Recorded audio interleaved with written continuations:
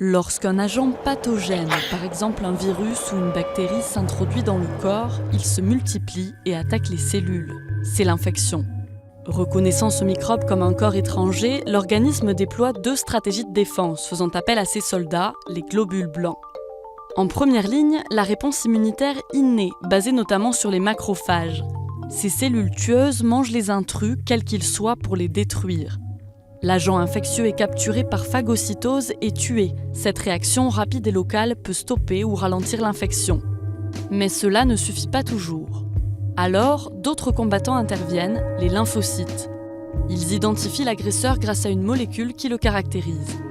Chaque lymphocyte est spécialisé pour s'attaquer à un virus ou une bactérie en particulier.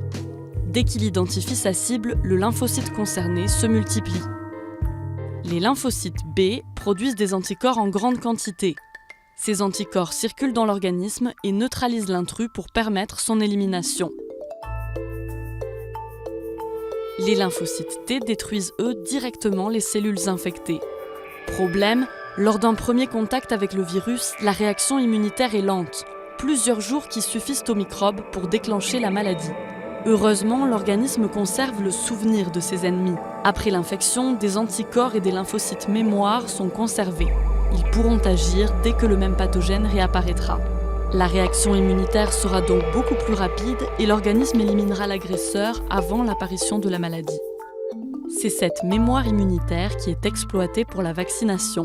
La vaccination simule une infection pour éduquer le système immunitaire et lui permettre de fabriquer ses armes. On introduit dans le corps du patient un microbe tué ou atténué ou un fragment de ce microbe. Le vaccin stimule la réaction immunitaire sans provoquer la maladie.